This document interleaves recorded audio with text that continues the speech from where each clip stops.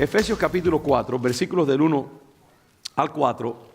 Tenemos allí Pablo hablando y le escribe a los efesios, esta congregación que él fundó, pasó tiempo allí en Efesios. Pero dice: yo pues, preso en el Señor. Pablo no está con ellos, está preso, está escribiendo una carta en absencia. Y dice: yo pues, preso en el Señor, os ruego que andéis como es digno de la vocación, gracias hermana, de la vocación con que fuisteis llamados. Que andéis como es digno de la vocación con que fuisteis llamados. Fíjese que él está como poniendo un marco bien serio y bien importante. Ese pues que está ahí, dice está diciendo como consecuencia de lo que yo acabo de expresar anteriormente, esto es lo que ustedes tienen que hacer. ¿Y qué es lo que Pablo ha expresado? Él ha hablado acerca del carácter sublime del Evangelio, de el amor de Dios que excede todo conocimiento, de las cosas que Dios ha hecho para que aún los principados y las potestades sean informados acerca de la multiforme gracia de Dios. Se está hablando de unos términos grandiosos, elocuentísimos, serios. Y él dice, como consecuencia de todo lo que Dios ha hecho y está haciendo en el mundo, en el universo, por ustedes, por la creación, como consecuencia de eso, yo, que estoy preso en el Señor, les ruego que anden como es digno de esa vocación tan grande con que ustedes han sido llamados. Ahora, ¿qué pone él como ejemplo y como ilustración de andar a la altura de la grandeza y la excelencia del ministerio? No pone que ustedes se muevan en el poder de los dones y que sanen enfermos, resuciten muertos, hablen nuevas lenguas, evangelicen la creación, hagan grandes obras que provoquen el asombro de la humanidad cuando las vean. No, él usa como ilustración de andar a la altura del Evangelio algo mucho más humilde en un sentido. Dice, andando con toda humildad y mansedumbre, soportándoos con paciencia los unos a los otros en amor, solícitos en guardar la unidad del Espíritu en el vínculo de la paz, un cuerpo, un espíritu, como fuisteis también llamados en una misma esperanza de vuestra vocación, de vuestro llamado.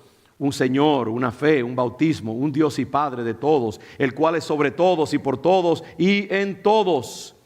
En otras palabras, Pablo dice, si ustedes verdaderamente quieren caminar a la altura de ese evangelio tan sublime que ustedes han recibido, caminen de esta manera, amándose unos a otros en unidad y en armonía en el Espíritu. Es interesante, ¿no? Que eso es lo que a Dios más le interesa. Es lo que dice 1 Corintios capítulo 12, ¿no?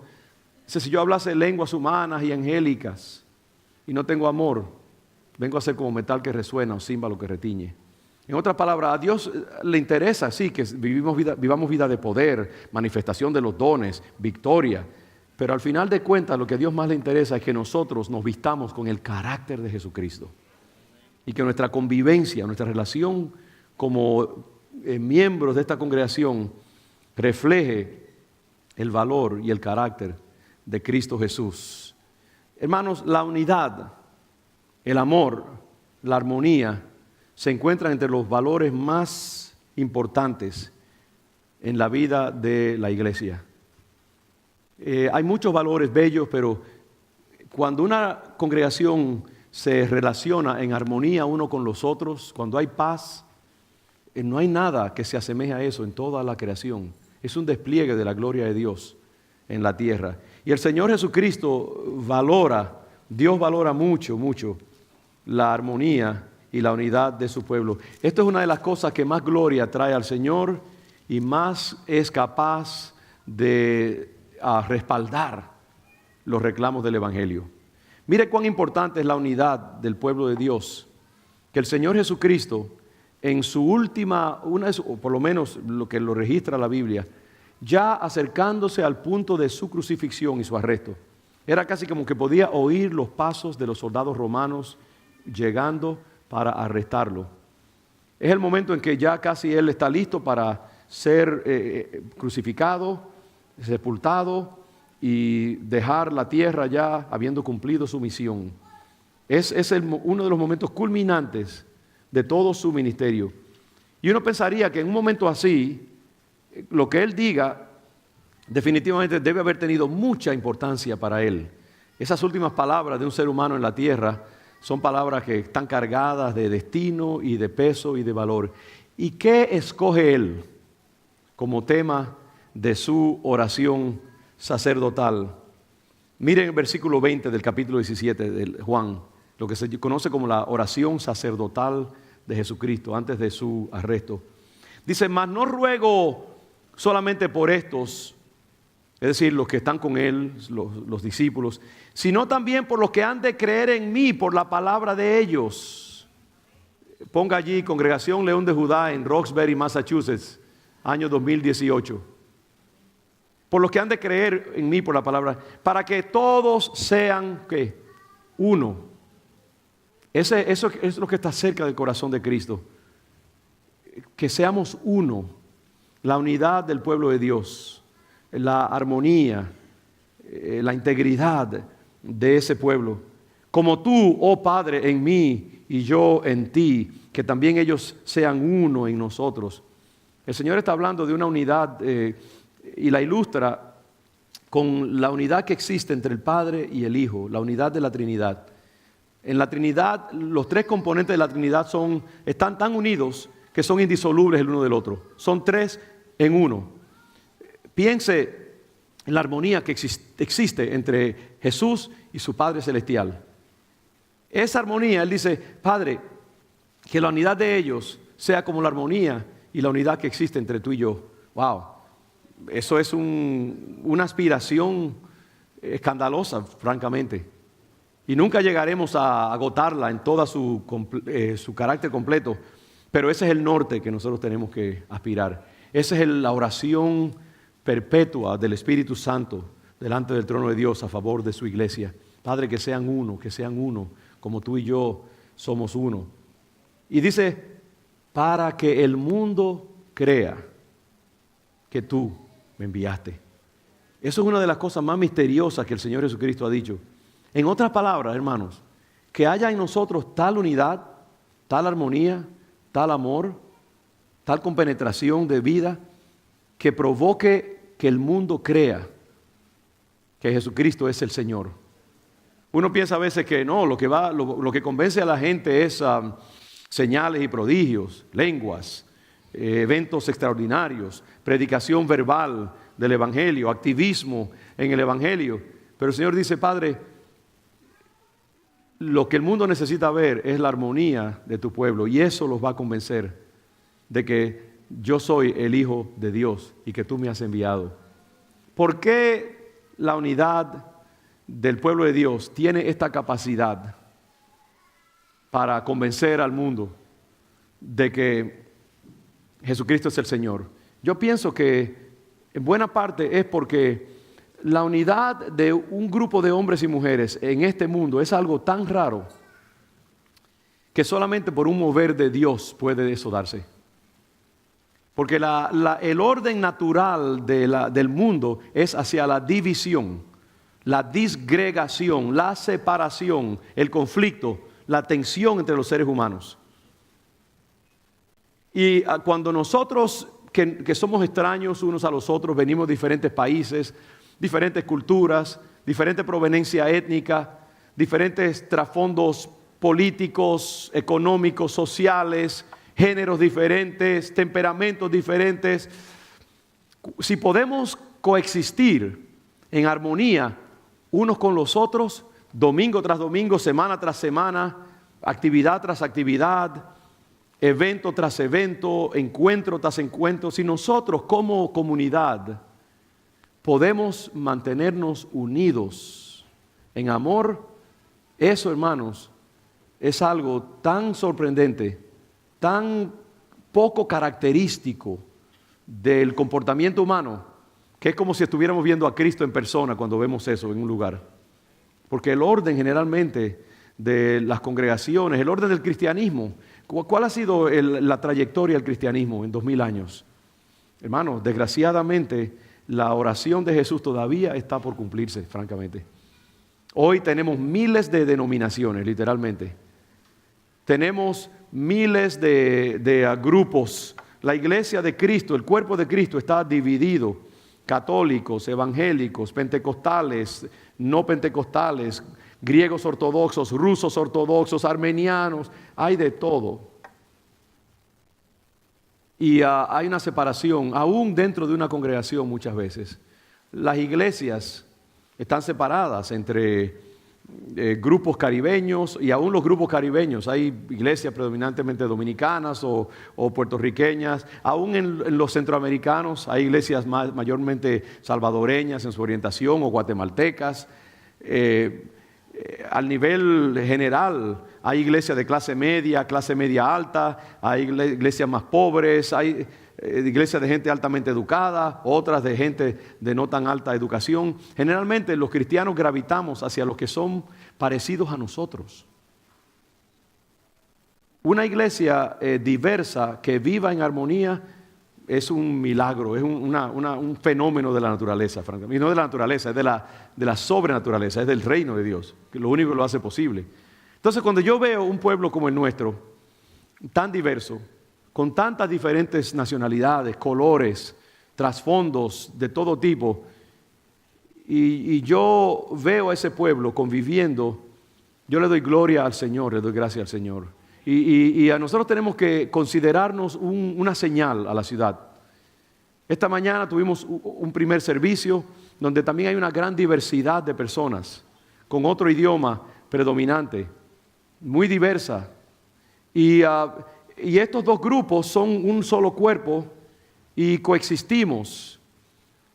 Y yo creo que cuando el mundo ve ese tipo de cosas, tiene que decir, solamente por un milagro de Dios puede eso ser posible.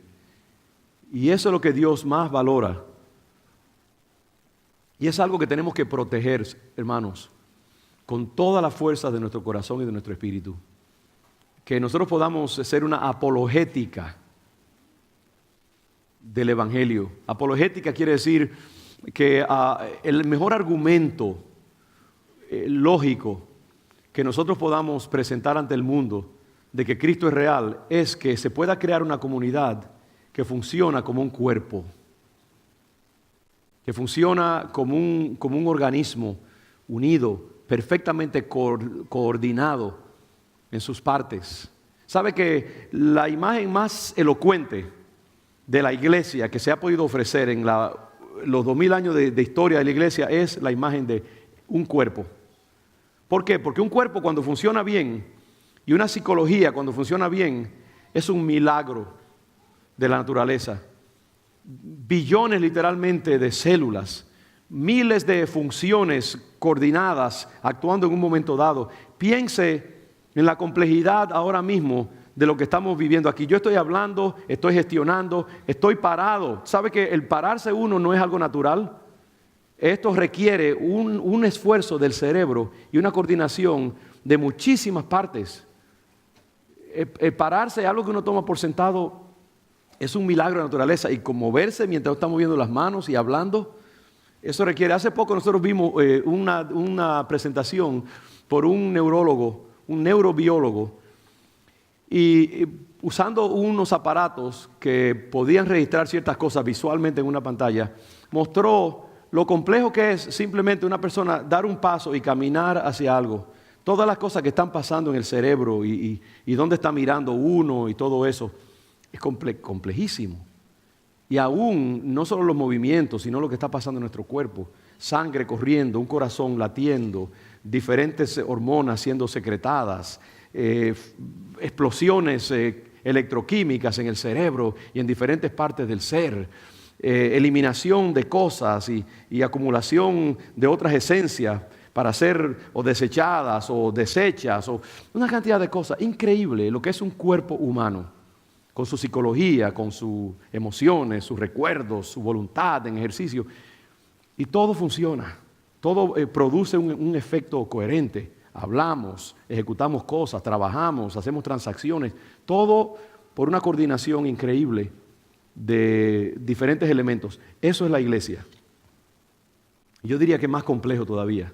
Cada uno de nosotros es una célula del cuerpo de Dios, de Cristo Jesús, la iglesia. Y Dios la ha diseñado para que funcione en esa manera coordinada, concertada por medio del Espíritu Santo. Y el cerebro es ¿quién? Cristo Jesús. Pero tenemos que hacer nuestra parte para que eso funcione así. A mi mente viene, no quiero abandonar prematuramente ese pasaje de Juan, pero en Efesios capítulo 4, yo lo que quiero es como martillar esto en diferentes maneras para que entendamos la importancia de lo que estamos haciendo. Efesios capítulo 4 habla acerca de esa coordinación del cuerpo que somos nosotros. Porque si tenemos conciencia de cuerpo, eso nos va a ayudar a valorar la unidad y la coherencia. Mire lo que dice Efesios 4, versículo 11. Dice, y él mismo constituyó a unos apóstoles, a otros profetas, a otros evangelistas, a otros pastores y maestros. Eso es una sola mención de un tipo de diversidad que hay en la iglesia, las 5 funciones de esos 5 oficios, evangelistas, pastores, maestros, apóstoles, etc. Y cada una de esas funciones mayores del cuerpo de Cristo está diseñada hacia un propósito. Pero hay muchas otras diversidades también en el cuerpo de Cristo que también están diseñadas para producir un tipo de resultado. Pero él dice, existen estas funciones a fin de perfeccionar a los santos para la obra del ministerio, para la edificación del cuerpo de Cristo. En otras palabras, estos diferentes organismos o órganos dentro del cuerpo de Cristo, existe cada uno coordinadamente para llevar a los hijos de Dios hacia un tipo de estado y resultado. Entonces dice, hasta que todos lleguemos a la unidad de la fe y del conocimiento del Hijo de Dios, a un varón o mujer perfecto, a la medida de la estatura, de la plenitud de Cristo, para que ya no seamos niños fluctuantes, llevados por doquiera de todo viento de doctrina, por estratagema de hombres.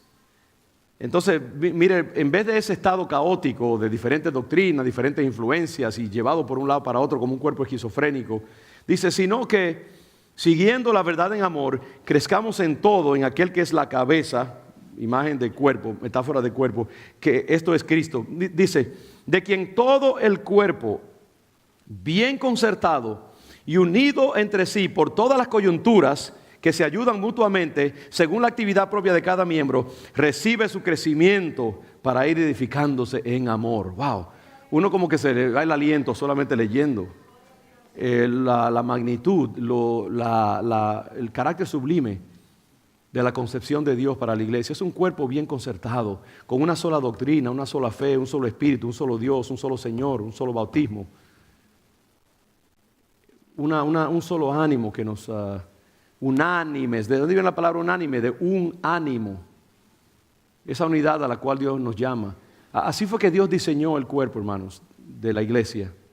Y nosotros tenemos que entender eso. Tú eres un dedo quizás, o un pie, o un ojo, o una célula del cuerpo. Pero nunca pierdas tu conciencia de cuerpo. Todo lo que tú hagas, hazlo sabiendo que tú eres parte de algo mayor que tú. Y yo creo que eso nos debe orientar en las cosas que nosotros hacemos. Cuando estamos en la iglesia, por ejemplo, cuando estamos adorando, es muy fácil perder la conciencia de cuerpo. Aún en esos servicios de este fin de semana, hubo un momento en que una persona, en el tiempo de adoración y la exaltación del momento, yo sentí que perdió, porque eso pasa muchas veces, perdió su sentido de cuerpo. Estaba tan metido esa persona en su propia vivencia y en lo que quizás sentía que Dios le estaba diciendo que hiciera, quizás, porque no creo que es así, porque en Dios hay armonía y hay orden y hay paz y hay belleza y hay sincronía. Pero en su deseo de actuar proféticamente, estaba ofreciendo un espectáculo distractor que distrae a la gente, que causa incomodidad, que inclusive causa un poco de violencia física y que afea y quita la vista de la parte mayor del momento. Entonces esa persona en ese momento se constituye como una célula cancerosa que está saliéndose del orden general del cuerpo.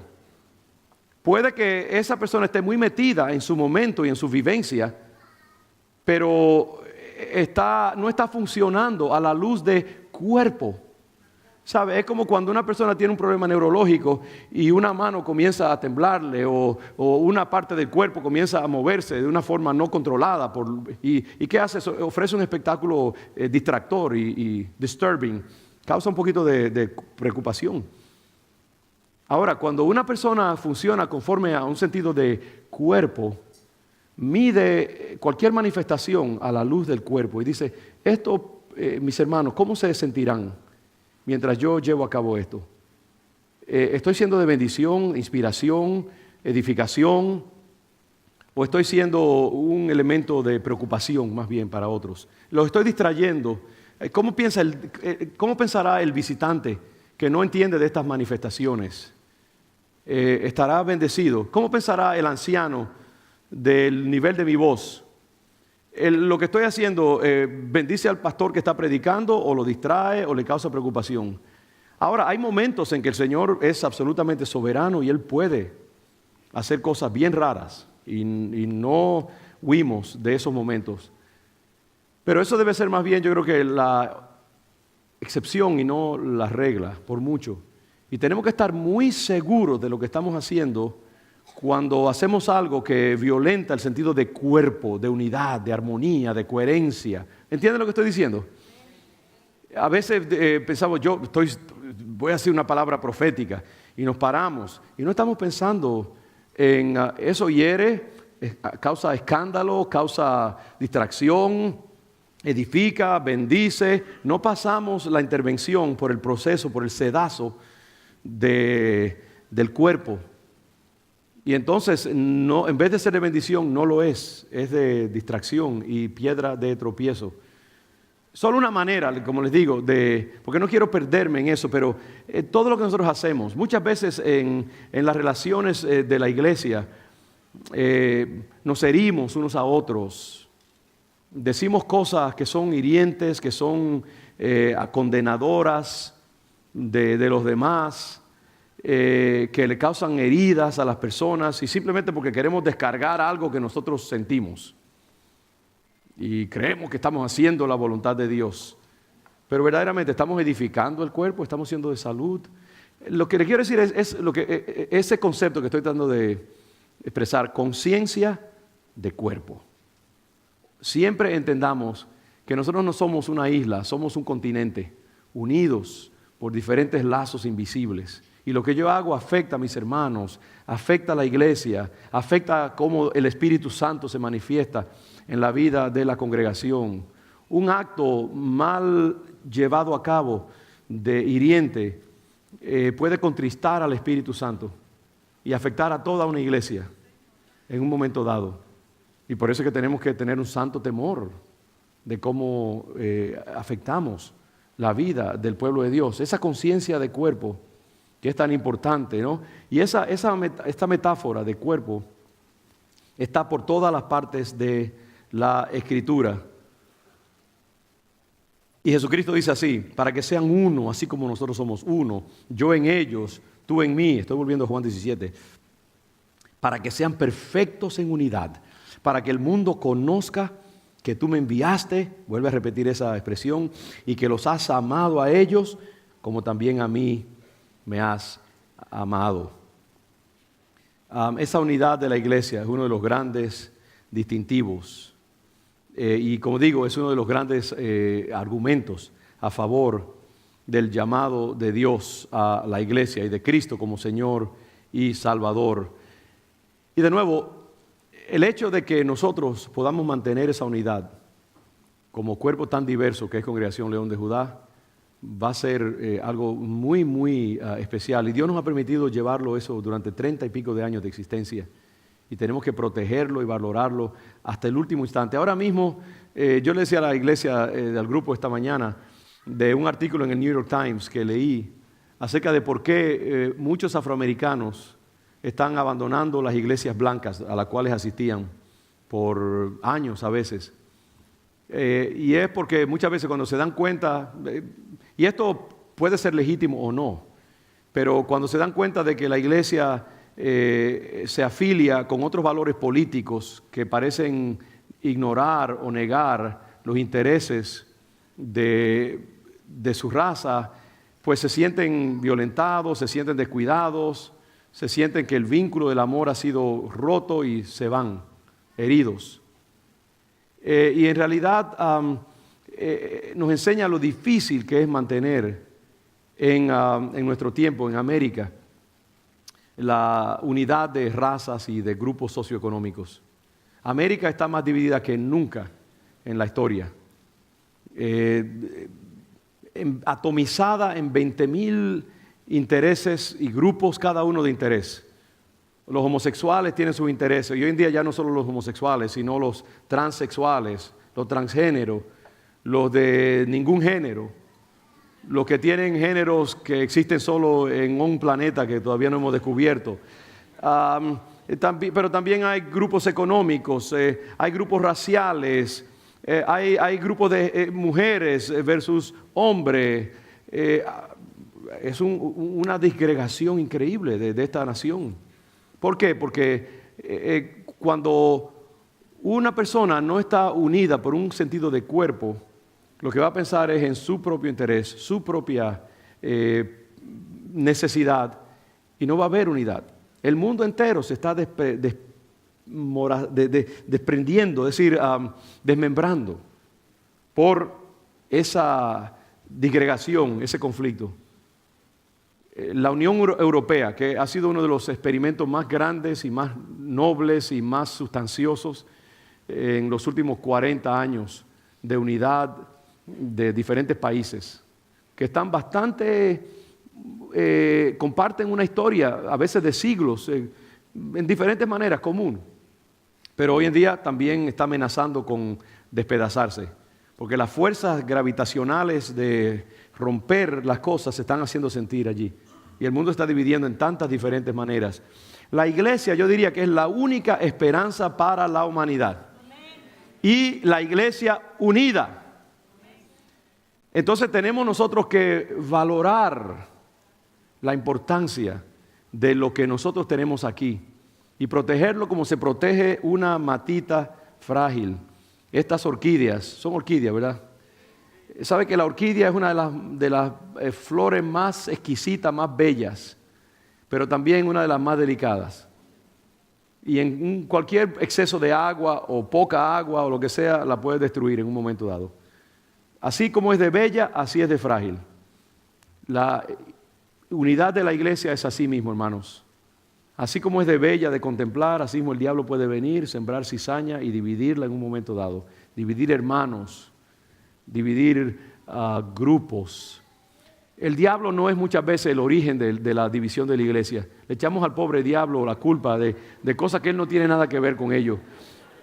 Es nuestra propia carnalidad muchas veces, hermanos, ¿sí o no?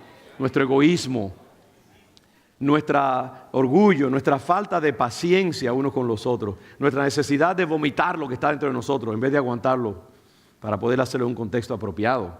Y eso hace daño al cuerpo, porque no tenemos conciencia de lo bello que es esto, lo frágil que es esto, y la responsabilidad personal que cada uno de nosotros tiene para que esa unidad se mantenga en todo momento. Les quiero ofrecer un par de consejos, terminando, de cómo podemos nosotros cooperar para mantener esa unidad del cuerpo. Primeramente, tenemos que orar fervientemente por ella. Ore continuamente por la unidad y la armonía de Congregación León de Judá. El diablo solo dice que anda como león rugiente buscando a quien devorar. Él solo sabe matar, robar y destruir. Donde quiera que él ve una belleza, algo puro, algo noble, algo digno de alabanza, él quiere meter sus uñas sucias y rasgarla y contaminarla con su contaminación que él lleva. Él es un psicópata que se deleita en desflorar cosas bellas. Y donde quiera que haya una manifestación del reino de Dios, usted puede estar seguro que el enemigo va a querer meterse para sembrar cizaña y destruir. Y va a usar muchas veces los elementos más débiles de la congregación. Personas heridas, personas frágiles, personas que han pasado por heridas en su vida, gente de carácter fuerte y resentido, gente de ánimo agresivo.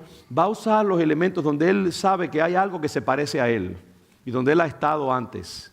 Y va a comenzar por allí. Tenemos que creer y asumir que el enemigo va a estar trabajando por destruir la belleza de una congregación. Y lo único que puede confrontarlo es oración de guerra en contra de esas cosas. Orar para que el Señor mantenga frenado las obras del enemigo en medio del león de Judá. Orar fervientemente para que Dios proteja nuestra unidad, para que el Espíritu Santo obre en nuestros corazones, para que mantenga a raya las fuerzas del enemigo. Orar por sus pastores, orar por todo lo que pueda dañar la belleza de lo que Dios está haciendo posible en nuestras vidas. Ore por su congregación, ore por sus líderes, ore por su grupo de diáconos y ujieres, ore por los diferentes ministerios. Uno de los ministerios más bellos que una persona puede hacer por su iglesia es orar fervientemente para que el Señor la mantenga en unidad. Y para que todo origen de escándalo, de división, de murmuración, de chisme, de crítica, sea extraído de la vida de la iglesia. Ore fervientemente para que el Señor mantenga nuestra iglesia en armonía como Dios la quiere. ¿Cuántos nos comprometemos ahora mismo? Yo voy a orar más por mi iglesia. No he orado lo suficiente. Como yo voy a hacer como Cristo, voy a orar por su cuerpo, por su iglesia. Me voy a unir a Él en su oración sacerdotal y voy a interceder por los elementos que fundamentan esta congregación para que el diablo no tenga nada que hacer en medio de nosotros. Orar fervientemente. Número 2, debemos controlarnos, más bien observarnos a nosotros mismos. En cada acción que nosotros hacemos, tenemos que desarrollar introspección y capacidad para vernos a nosotros mismos haciendo las cosas, sabiendo que requerimos honestidad, vigilancia y que debemos analizar nuestras acciones, nuestras palabras a la luz de la palabra de Dios. En otras palabras, tenemos que tener conciencia de nosotros mismos cuando estamos haciendo cosas, cuando estamos diciendo cosas, cuando estamos participando en un argumento, cuando hay una situación de conflicto, cuando hay algo que nos desagrada. Tenemos que desarrollar esa capacidad como para disgregarnos y separarnos y pararnos en la esquina del espacio donde estamos y observarnos a nosotros mismos haciendo las cosas. ¿Cómo estamos actuando en ese momento? Lo que yo estoy diciendo, la forma en que estoy reaccionando, ¿refleja los mejores valores del reino de Dios?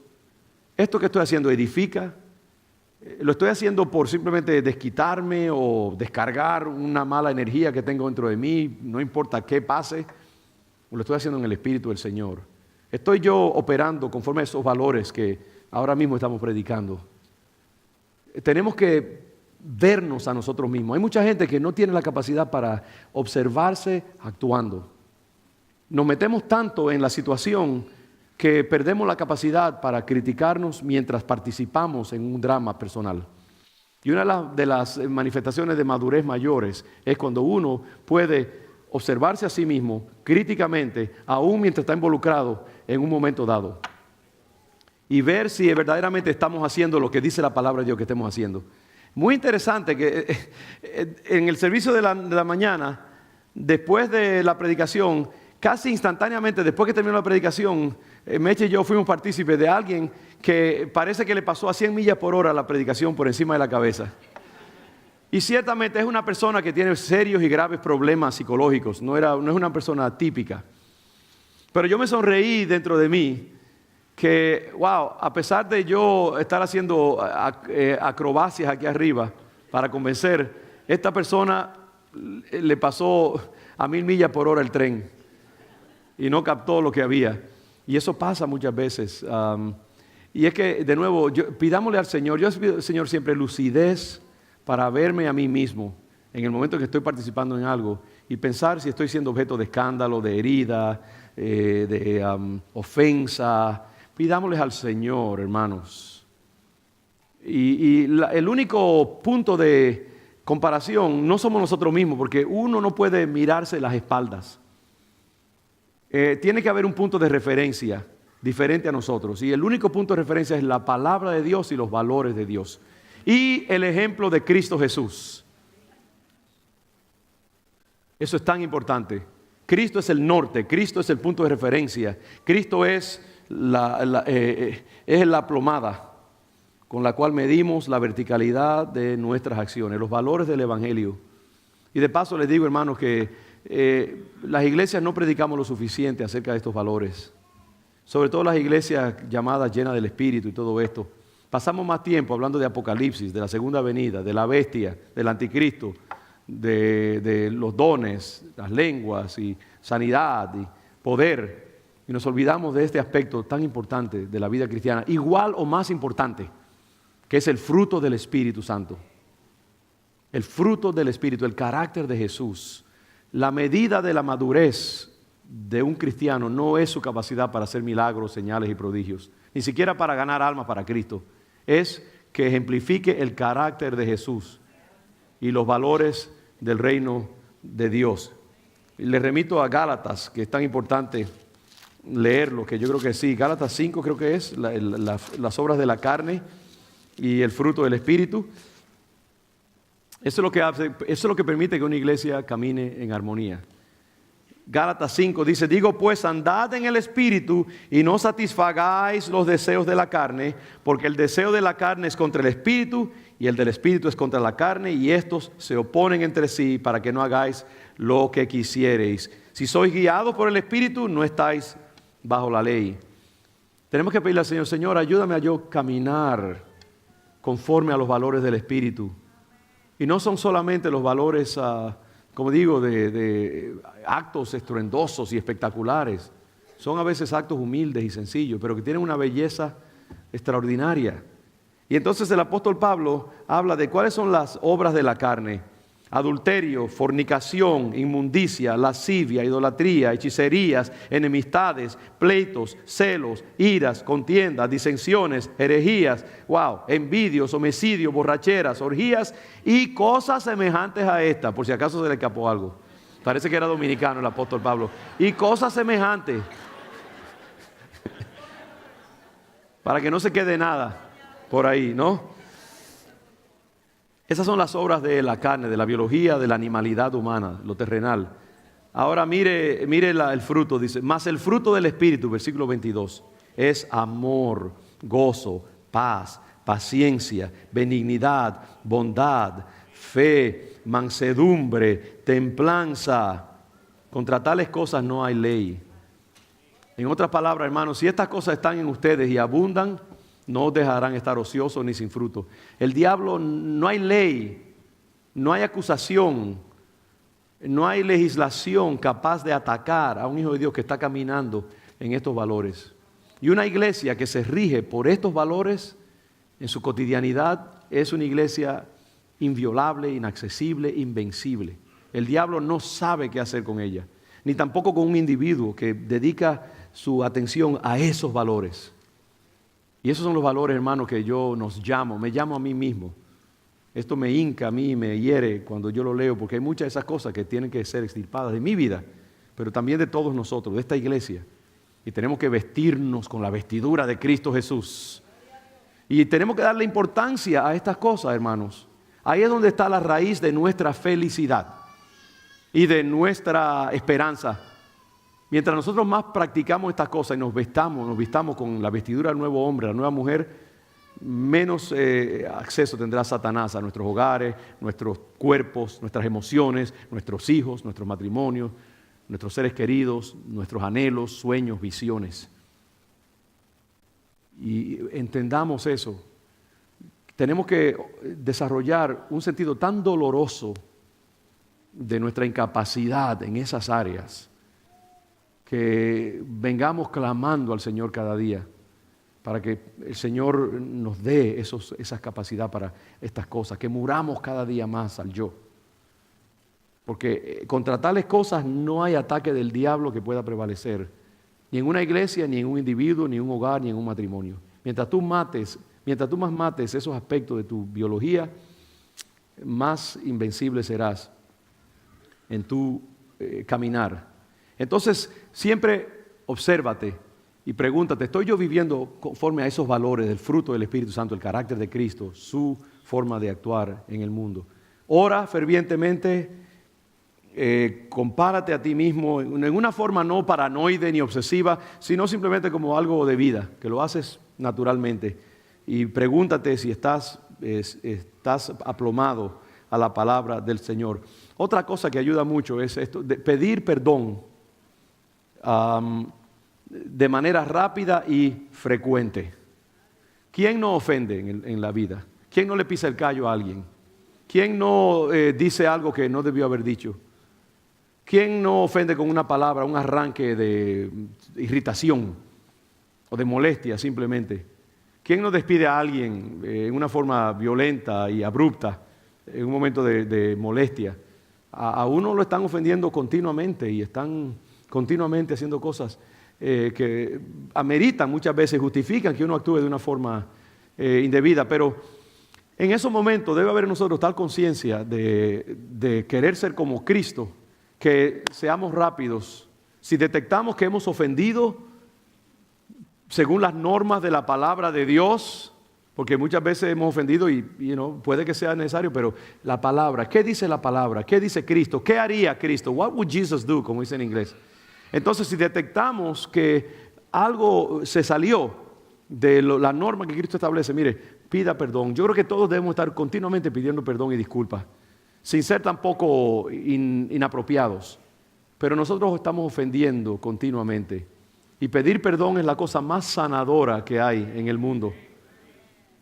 Y reconocer si has hecho algo que ha escandalizado, ha herido a tu hermano, mira, pide perdón aunque tú tuvieras el derecho. Porque nosotros nosotros despedimos ofensa como expelimos sudor. Ofensa es algo natural a todo caminar humano. Y tenemos que estar conscientes de eso y humillarnos. Ahora también dar perdón. Eso también es muy importante. Da perdón generosamente. Carga un fajo de billetes de perdón y distribúyelo continuamente a diestra y a siniestra. Dólares de perdón, un solo dólar, distribúyelo. Perdón por todas partes. Da perdón. Perdona aún a los que no te piden perdón. Perdona aún los que ni siquiera saben que deben ser perdonados, porque no se dieron cuenta de cómo te ofendieron. Emite perdón continuamente, porque eso te mantendrá sano a ti, te mantendrá saludable. No habrá veneno en tu sangre. La falta de perdón envenena al que no perdona, más que al que no es perdonado, ¿sabes? Mantente limpio, buena higiene. Deja que corra esa agua sucia y se vaya lejos de tu vida. Perdona a todo el que tenga que perdonar. En la iglesia, en el matrimonio el perdón es necesario. En la amistad, en la iglesia el perdón es necesario. Una iglesia que tiene una higiene de perdón es una iglesia bendecida y saludable. Un matrimonio que tiene un hábito de perdonar es un matrimonio bendecido y saludable. Perdonemos y pidamos perdón continuamente, que eso sea un elemento de nuestra iglesia, porque al final del día habrá una cantidad de cuentas por pagar en cualquier comunidad. Y entonces hagamos del perdón un valor cotidiano de nuestra vida como iglesia. Pidamos perdón y demos perdón.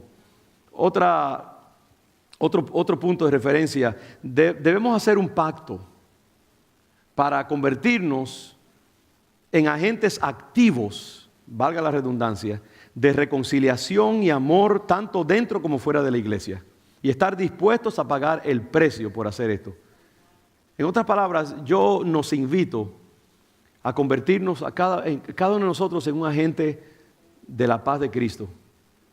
Yo creo que por eso que el Señor dijo, bienaventurados que los pacificadores. ¿Y cuál es la bendición? No recuerdo ahora mismo.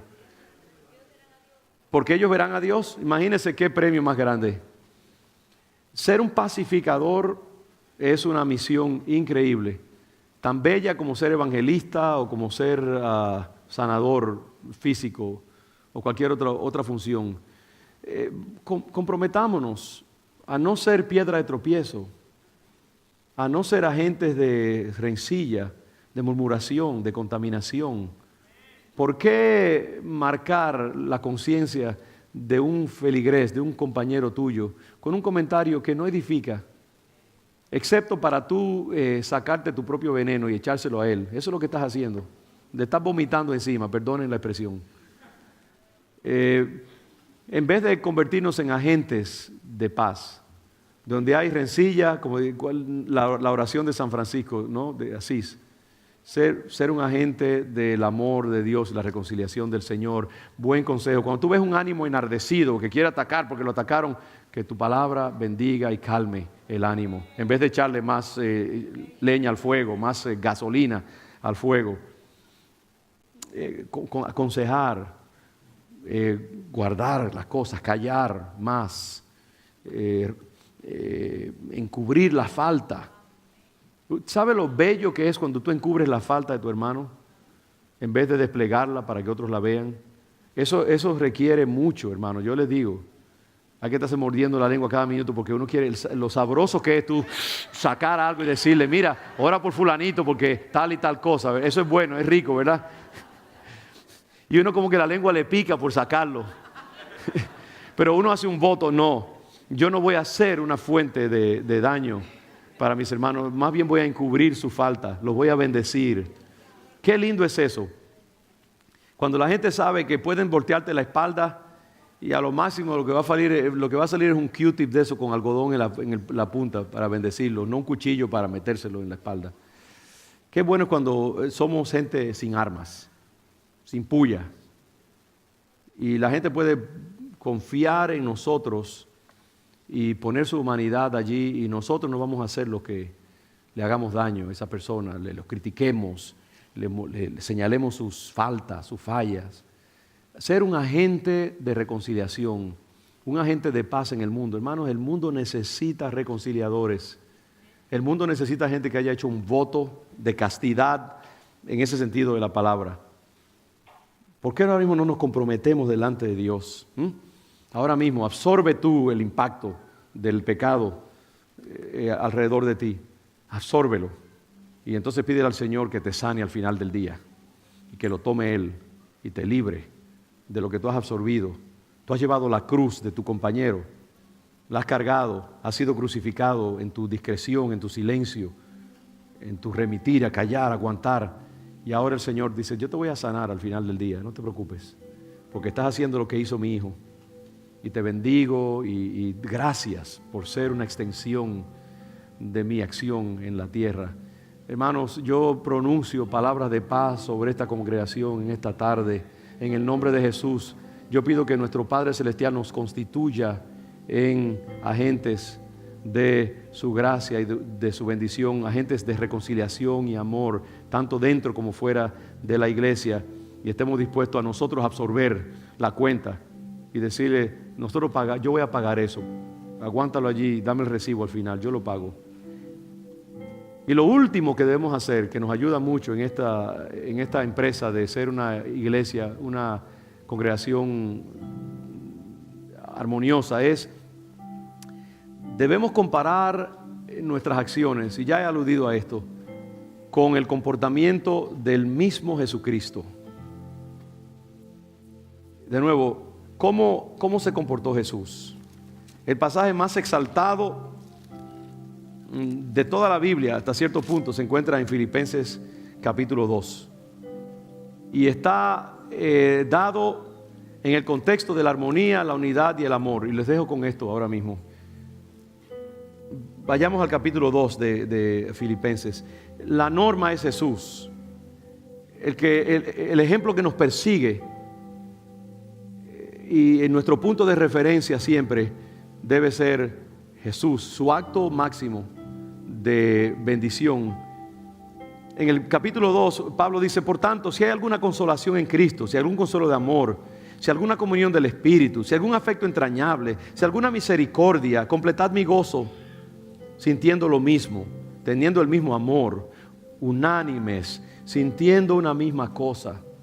Pablo aquí se torna tremendamente poético y dice, si hay algo bueno en nosotros, si hay algo digno de alabanza, miren, vamos a hacer lo siguiente. Nada hagan por contienda o por vanagloria. Antes bien con humildad, estimando cada uno a los demás como superiores a él mismo. No voy a entrar, eso es digno de meditar. Medítelo esta semana. Considera a los demás como mejor que usted. Nada haga por derecho personal o porque usted está insistiendo en su propio derecho, su propia gloria o sus propios propósitos, su propio deseo de escalar por encima de los demás, de adquirir sus metas. No mirando cada uno por lo suyo propio, sino cada cual también por lo de los otros. Eso es conciencia de cuerpo. Entonces él está hablando allí de el comportamiento que debe ser de la iglesia. Y entonces es cuando él se le ocurre, ¿cómo puedo yo ilustrar esto? Este comportamiento, ¿cómo puedo yo hacerlo gráfico en la mente de mis lectores? Y entonces usa el ejemplo de Cristo, que hizo exactamente eso. Dice, haya pues en vosotros este sentir que hubo también en Cristo Jesús, el cual siendo en forma de Dios no estimó el ser igual a Dios como cosa a que aferrarse. El Señor cuando el Padre le dijo, mira, te necesito que te despojes de tu gloria, tus comodidades, tus privilegios de divinidad perfecta y que te pongas incómodo y te metas en la piel de un bebé y de un ser humano maloliente y propenso a pecar y expuesto a los ataques del diablo y a los estragos de la soledad, sentido de traición, la frustración, el sentirte en la camisa de fuerza de un ser controlado por el tiempo y el espacio. Y el padre dice al hijo, mira, necesito esto. Y el hijo, en vez de decirle, no, me estás pidiendo algo demasiado grande, demasiado costoso, estos seres malagradecidos y pecaminosos no se merecen tal sacrificio, no lo voy a hacer. El padre hubiera dicho, bueno, estás en tu derecho. Pero Cristo dijo, ¿sabes qué, Señor? Si eso es lo que tú quieres de mi Padre, yo lo voy a hacer. Y él se despojó de su gloria. No lo estimó como algo a aferrarse a ello. Se despojó a sí mismo, se vació de sus privilegios y prerrogativas. Tomó forma de siervo, hecho semejante a los hombres. Y estando en la condición de hombre se humilló, haciéndose obediente hasta la muerte, y no cualquier muerte. Muerte de silla eléctrica, muerte de cruz. Y gracias, Señor, que no se quedó allí. ¿Qué pasa cuando un hombre o una mujer se humilla? ¿Qué pasa cuando estamos dispuestos a caminar la segunda milla, voltear la mejilla? ¿Qué pasa cuando guardamos el secreto? ¿Qué pasa cuando en vez de darle esa estocada que sería tan rico metérselo en la costilla y doblarle el cuchillo adentro y tú dices no lo voy a hacer? ¿Qué pasa cuando tú haces esas cosas? Cuando tú te eximes de llevar a cabo tus derechos y decir lo que tienes todo derecho de decir o hacer. Dice aquí que Cristo, que hizo eso, por lo cual, porque Él hizo eso y estuvo dispuesto, Dios también lo exaltó hasta lo sumo y le dio un nombre que es sobre todo nombre, para que en el nombre de Jesús se doble toda rodilla de los que están en los cielos y en la tierra y debajo de la tierra, y toda lengua confiese que Jesucristo es el Señor, para gloria de Dios Padre. Aleluya.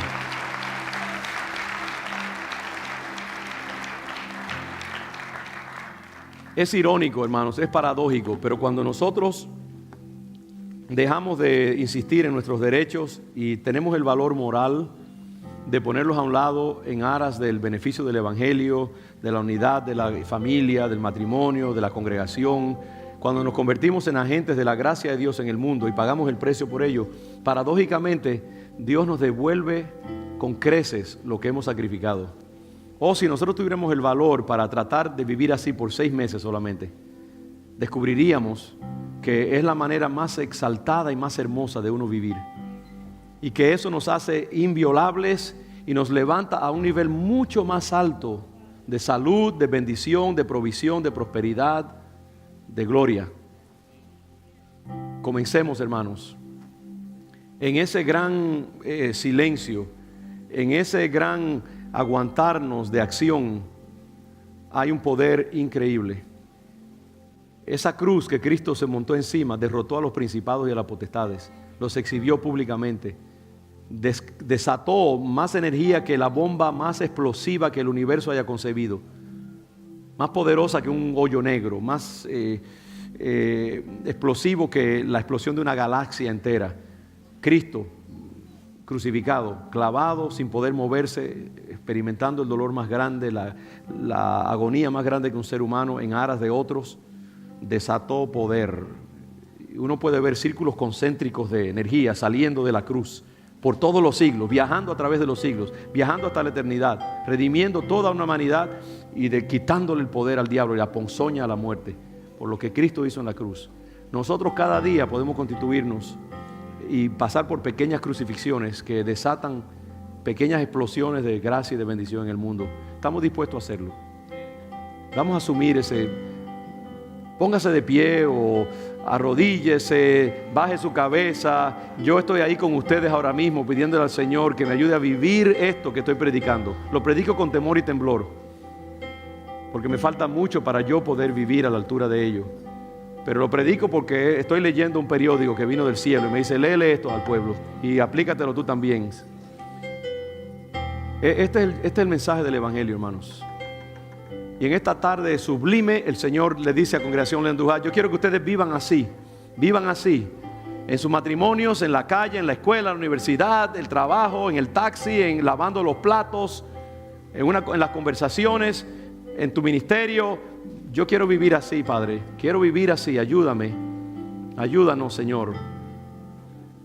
Cuando uno predica sermones como estos, les aseguro que no quiero mirar hacia el abismo porque es tan hondo allá abajo, caerse uno de allí. Esto es un llamado muy grande, muy sublime, pero es lo que Dios quiere para ti, para mí y para esta iglesia. Vivamos así y yo creo que el futuro es increíble, increíble lo que Dios puede hacer con una iglesia que está viviendo a esa altura. Yo creo que Dios ha estado esperando 21 siglos por una comunidad que pueda vivir esos niveles. En estos tiempos Dios quiere hacer cosas extraordinarias en la tierra y no lo va a hacer a menos que no haya instrumentos o un instrumento digno de ese vino final que Él tiene para la humanidad. Esa boda final que Dios quiere celebrar con la humanidad tiene un vino como ningún otro vino que Dios ha derramado y ha usado en todas sus relaciones con el mundo y con la iglesia. Y requiere vasijas limpias, requiere almas circuncidadas, y le estamos orando.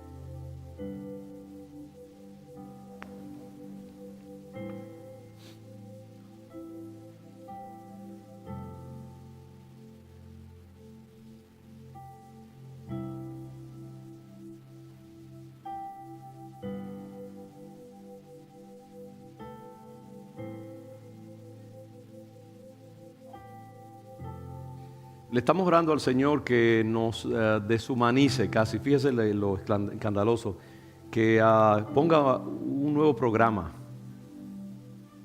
en nosotros, que cambie la neurología, porque como estamos constituidos no somos capaces de guardar este vino ni de canalizar el poder de Dios y el mensaje que Dios quiere. Dios tiene que desprogramarnos y reprogramarnos y hacer algo nuevo y diferente. El Espíritu tiene que entrar en nosotros y destejer la cablería y tejerla de nuevo de una forma diferente y nueva. Si no, no se podrá hacer lo que Dios quiere hacer. Y es lo que tenemos que pedir al Señor. Señor, trata con nosotros, límpianos, sánanos. Porque no podemos hacer tu obra, no podemos acceder a tu llamado con la presente estatura, con la presente cablería. Hay que morir para poder hacer la obra de Dios en este tiempo. Y uno mismo no es capaz de subirse a la mesa del sacrificio. Alguien tiene que atar a uno y subirlo encima de la leña.